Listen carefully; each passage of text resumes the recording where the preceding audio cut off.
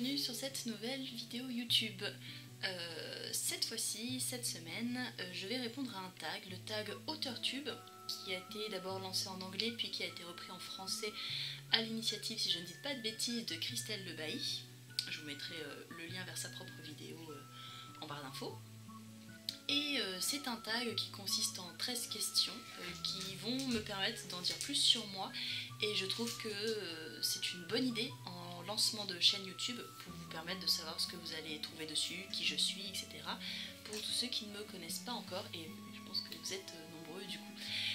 Donc c'est parti. Question numéro 1. Comment avez-vous entendu parler de la communauté AuteurTube ? Alors en fait, il y a 1 an et demi, 2 ans à peu près, j'ai décidé de me lancer une bonne fois pour toutes. J'avais déjà pris cette résolution il y a 5 ans et puis ça s'était évanoui dans d'autres projets. Là j'ai pris la décision de réussir à vivre de l'écriture, et du coup donc, il fallait que j'arrive à terminer mes projets, il fallait que ça avance, il fallait qu'ils soient bien pour plaire, et du coup je me suis penchée sur tout ce qui était conseils d'écriture parce que j'ai besoin de lire tous les conseils qui existent pour trouver ce qui me convient, ce qui fonctionne pour moi, ce que j'aime. Donc j'ai fouillé et je suis donc tombée sur les vidéos YouTube de Christelle Le Bailly, et c'est par son intermédiaire à elle que j'ai ensuite fouillé et que j'ai trouvé les autres auteurs de la communauté AuteurTube. Question numéro 2, dans quel genre écrivez-vous ? J'écris majoritairement, presque exclusivement de l'imaginaire, de la fantasy, de la science-fiction, du fantastique, avec une très très nette préférence pour la fantasy, c'est-à-dire que même quand je fais de la science-fiction, je mets de la fantasy dedans. J'aime beaucoup d'ailleurs le mélange science-fiction-fantasy.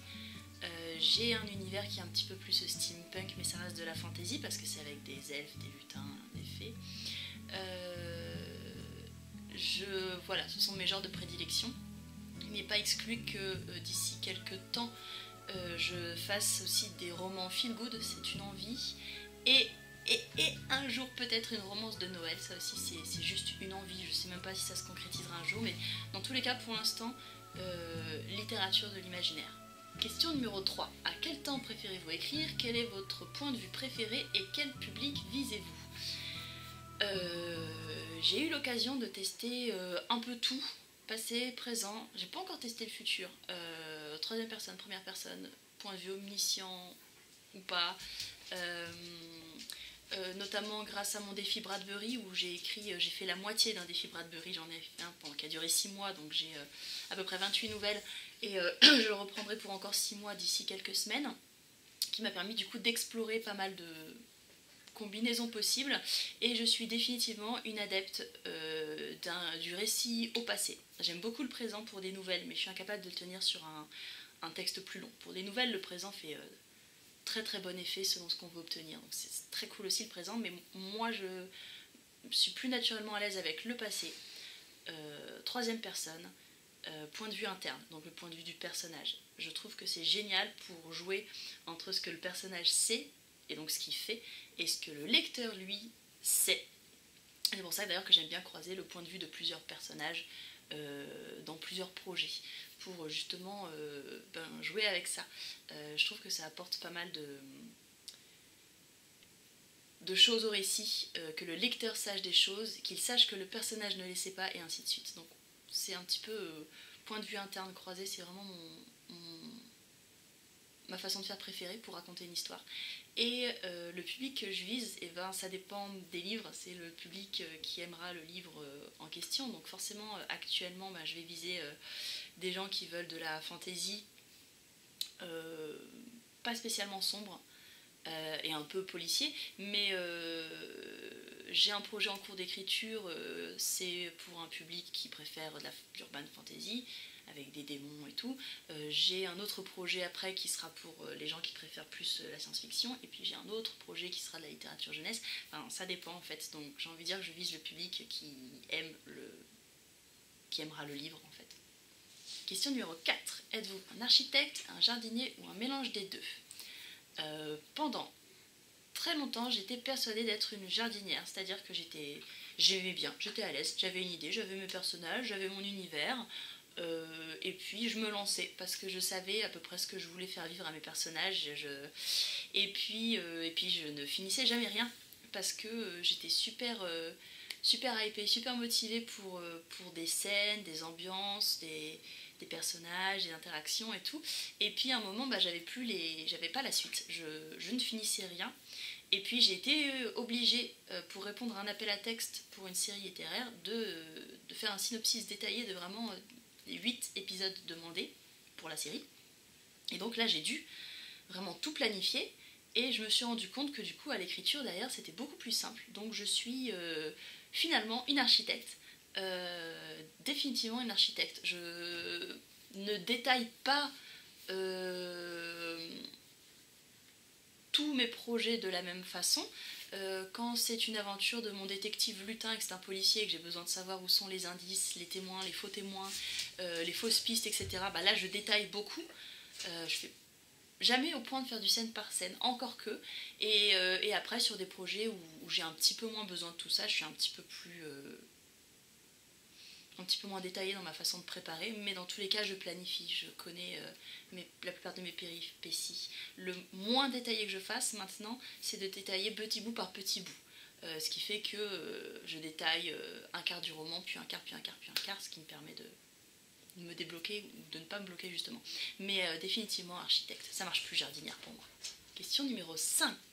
Êtes-vous un auteur auto-édité, édité traditionnellement ou pas encore publié? Je suis actuellement édité traditionnellement. J'ai 2 nouvelles dans des recueils, une série littéraire dont l'intégrale est sortie en papier en juillet dernier, un livre de littérature jeunesse, un conte de l'Avent pour Noël. J'ai un autre roman qui sort avec mon détective lutin qui sort en avril prochain. Donc pour l'instant je suis éditée de façon traditionnelle depuis un peu plus d'1 an, ce qui m'a permis chez des petites maisons d'édition, ce qui m'a permis de me rendre compte un petit peu des limites du système si on a envie d'en vivre, si c'est pas juste un loisir à côté, si on veut vraiment en vivre. Et du coup je tenterai cette année, dans les mois qui viennent, l'aventure de l'auto-édition pour voir ce qui me convient le mieux, sachant que de toute façon je resterai aussi édité traditionnellement puisque mon petit détective lutin a trouvé un éditeur qui veut plusieurs de ses aventures et ça tombe bien parce que j'en ai programmé à peu près 15-16. Donc je serai les deux, auto-édité et édité traditionnellement. Question numéro 6, qui est un petit peu longue et que je vais réduire. Par quelle maison d'édition es-tu publié en ce moment? Donc du coup, il y a Pulp Factory, qui est une petite maison d'édition pour les récits pulp. Pour mon détective lutin, j'ai Panique au Muséum qui sort en avril prochain. J'ai Voyage en Terre Sauvage, ma série western fantasy lutine qui est publiée chez Nutty Ship. Et mon livre de littérature jeunesse, L'ingénieur de Noël, est publié chez les éditions Kelash. Et mes 2 nouvelles sont dans des recueils de nouvelles chez Elenia Éditions. Donc plein de petites maisons d'édition, en fait. Question numéro 7. Quel genre de vidéo auteur-tube peut-on s'attendre à trouver sur ta chaîne? C'est une bonne question. J'avais envie de lancer une chaîne YouTube. J'y ai beaucoup réfléchi. Je ne ferai pas de vidéos de conseils. Je ne pense pas. Je préfère passer par l'écrit pour ça, donc il y a mon blog. Par contre sur cette chaîne YouTube je continuerai à mettre des vlogs parce que c'est un format qui me plaît énormément, donc c'est un format que j'ai envie de faire. J'y suis assez à l'aise et je trouve, moi j'adore regarder les vlogs des autres auteurs en fait. Je trouve ça très inspirant, très motivant. Je suis curieuse de savoir comment ça se passe chez les autres, comment ils s'en sortent face aux problèmes que je rencontre aussi, puisqu'on rencontre tous les mêmes problèmes, de connaître le fruit de leurs réflexions au fil de leur journée. Et du coup, il y aura encore des vlogs, sans doute par thématique. Par exemple, je pense que là, je vloguerai la création d'un univers, je vloguerai les corrections de mon roman en cours, enfin, des vlogs par thème. Il y aura des vidéos d'ASMR, orientés pour les auteurs. J'ai 1 ou 2 scénarios qui sont à peu près prêts, qui seront bientôt proposés.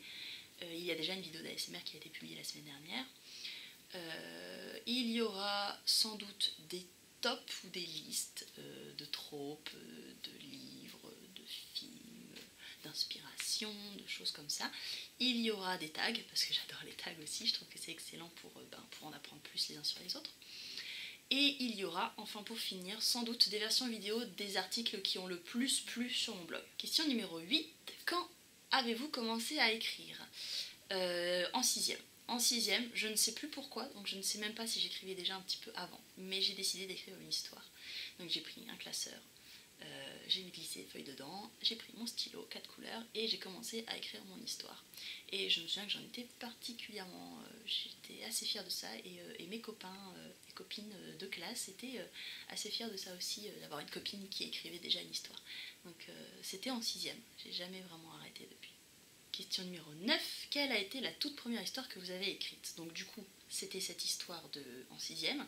C'était l'histoire de Anne, si je ne dis pas de bêtises, si je me souviens bien, qui était une fille de 6e qui était au collège, qui avait mon âge à l'époque, donc de 10 ans, qui arrivait à Brocéliande et qui devait sauver des peuples magiques d'une menace, alors sans doute un méchant sorcier ou quelque chose comme ça, je me souviens plus, je suis même pas sûre que je le savais à l'époque, et pour ce faire, elle devait aller récupérer une petite statuette magique au sein de chaque peuple. Donc il y avait les korrigans, les dragons, les lutins, les fées, les elfes. Et c'est là qu'on se rend compte que dans mes histoires actuelles, il y a toujours des lutins, des elfes, des fées, et qu'il y a des choses qui n'ont pas changé.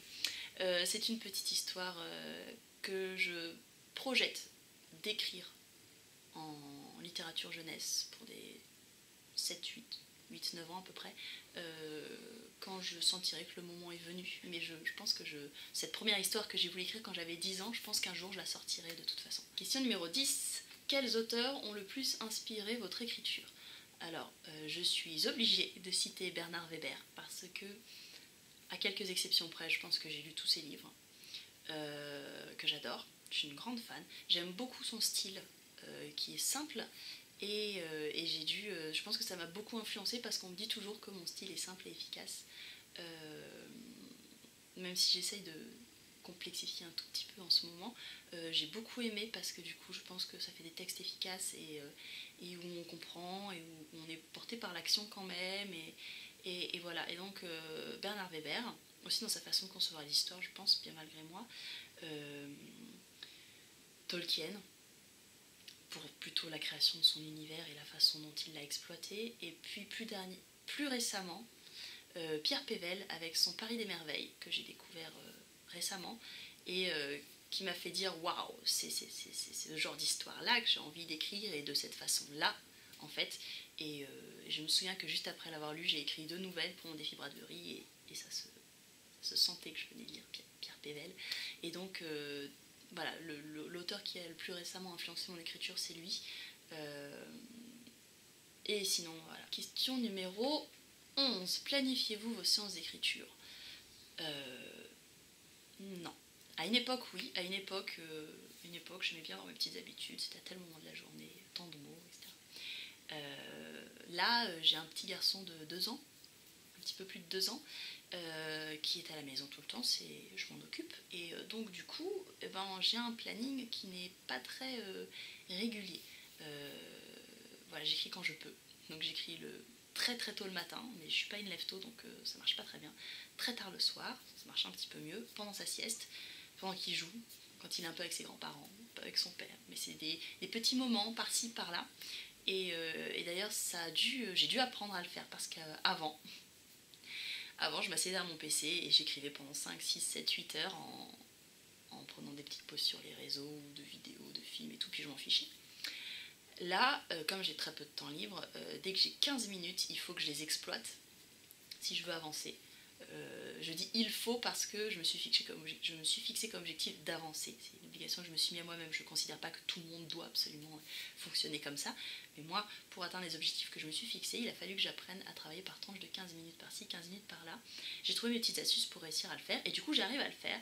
Donc du coup, je ne planifie pas du tout mes séances d'écriture. Je vole le moindre moment pour atteindre mes objectifs. Question numéro 12. Écrivez-vous sur un ordinateur, une machine à écrire, à la main, ou une combinaison de tout ça, et où écrivez-vous en général? Moi, j'écris à l'ordinateur. À la main, j'ai trop la flemme de recopier derrière. Donc non, j'écris. Le seul truc que je fais à la main, c'est les cartes mentales, quand j'ai besoin de me débloquer sur une intrigue grâce à une carte mentale ou quoi. C'est la seule chose que je fais à la main. Sinon, tout passe par ordinateur. Même machine à écrire, il faudrait que je recopie à l'ordinateur, et j'ai la flemme, ça marche pas. Alors, J'ai essayé une fois en me disant allez comme ça tu corriges en même temps mais ça marche pas, je ne fonctionne pas comme ça. Donc j'écris à l'ordinateur tout le temps tout. Et j'écris à mon bureau quand j'en ai un. Et ça fait quelques semaines que j'en ai de nouveau un, mais avant ça, ça faisait 2 ans que je n'avais plus de bureau et que j'écrivais sur mon lit en fait. J'allumais le PC sur le lit et j'écrivais sur le lit. Et c'est bien d'être assis à une chaise avec un coin à soi. J'ai besoin d'avoir un bureau. Idéalement, je préfère écrire à mon bureau. Question numéro 13. Qu'attendez-vous ou qu'espérez-vous le plus maintenant que vous faites partie de la communauté AuteurTube? De l'échange et du partage. Jusque-là, je suivais des vidéos de gens qui donnaient et je recevais. Et j'ai envie de donner aussi pour recevoir aussi dans les commentaires, dans les retours, dans les échanges.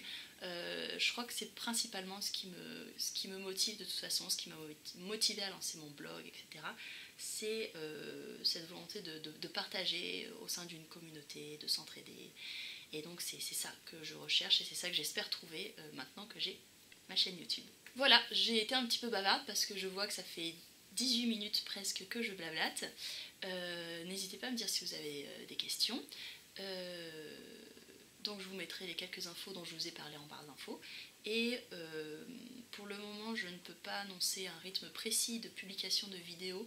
Ce sera soit toutes les semaines, soit tous les 15 jours, toujours le dimanche. On verra le rythme que je peux instaurer actuellement avec les projets que je dois mener en parallèle et avec mes disponibilités. Et du coup, n'hésitez pas à vous abonner si vous voulez ne pas en rater. Et je vous dis à bientôt!